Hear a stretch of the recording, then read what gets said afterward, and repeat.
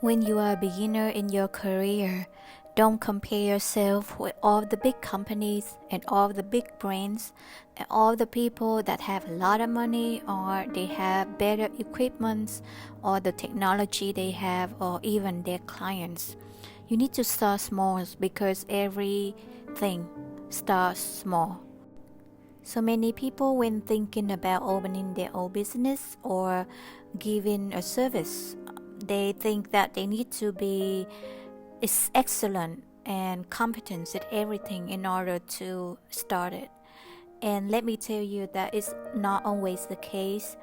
So for my story, I started with very little. I didn't have a lot of money. I started with nothing, and I just think about everything, every skill that I can give to the world and make money from it. So I was broke when I was 21 years old, and then after a bad breakup, I decided to use my knowledge and skill to make money. And one day I just write down all the skills that I can make money from, and then I start doing content on internet, and then I start selling. I didn't start with lavish lifestyle, or I didn't even start with many tools and many money in my pocket. I don't have a fund from my family or from anyone so that I can lean on, and the only way for me to go is to go up, not to go down anymore. Even with this podcast, I started with my phone. Even I have all the equipment, microphone, but I use my phone. Why? Because I want to start small and thinking like a beginner, thinking like a startup, not thinking and doing things like someone who already successful. Thanks to that, I have authenticity and I attract clients to me. So people are not drawn to you because they feel that you are better than them. They feel that there's a distance between you and them. They feel there's no relevance between you and them. So authenticity is your key to success in every area of your life. People need to feel connected to you, and they need to feel relevant with what you do and what you say, and also yourself with the person that you are. And if you think that you need to have a lot of money or you need to have a lot of resources and knowledge in order to start, that's also a wrong idea.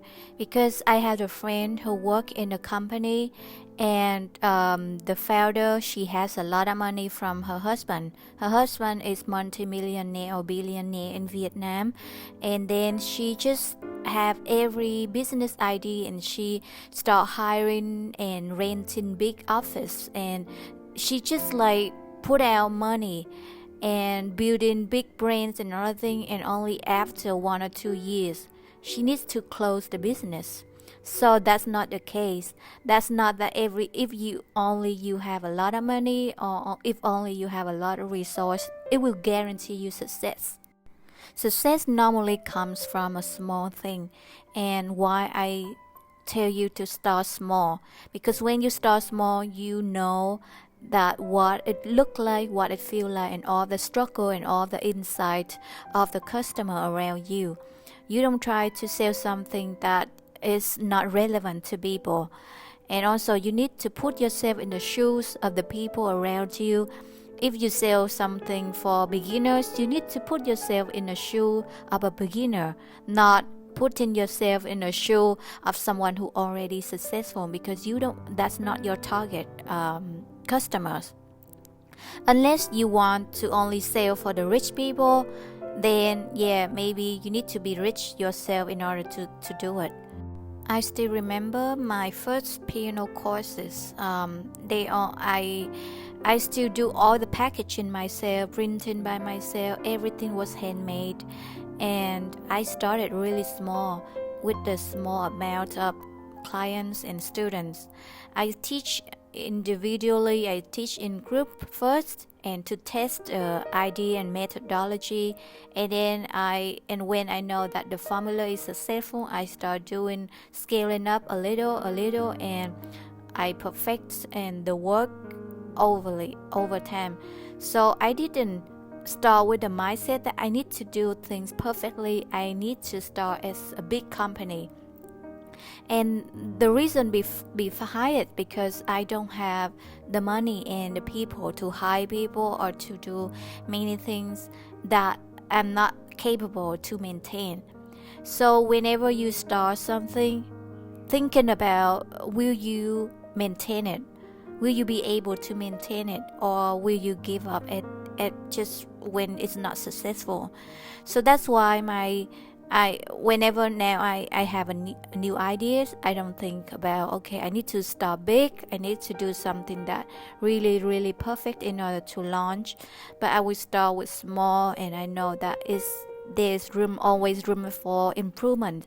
And that's what business about. Business is always about improving and solving new problems. And even there's some problems that you don't need to solve. There's some problem that not a major problem, and it doesn't add the major values. That's why I don't bother solving them. But if that's a millionaire problem, if it's like a problem that you can make millions from it, yeah, you can invest into it. But most of the problems, small problem that you face every day, is no big deal. And I really love the principle of 80-20. 80% of what you get comes from the only 20%, the most important thing, and 20% of most valuable thing that will add like 80% of what you get. So whenever I do something, I always think with that mindset, what is the 20% work that I do that create 80% results, and I just focus on those 20%. Therefore, instead of overwhelming myself with a lot of to-do lists and a lot of things to do, I just focus on the top one or top two things that I need to finish, and that will be something that add value. That will be the most valuable things to my clients, to my students, and that's how I do business. Starting a business when you don't have money is different than starting a business when you have a lot of money and resources. But either ways, it doesn't guarantee success. Some of the things that you do will be a failure, and some of the things you do that will be successful. And maybe start focusing on what is very easy to make it successful and start doing from that. Don't start where you feel that is your weakness point, but start where you feel that the area that you have the strength. If your strength is writing, then start with writing. If your strength is speaking, then start with speaking. If your strength is performing, then start with performing. So for your summary in this podcast, start something small, focus on the 20% of what works, and also start with your strengths, not with your weakness. And don't compete yourself with all the people and all the big brands and company that they already ahead of you like 3, 5, 10 years. Don't compete with them, but try to do something new and different than them.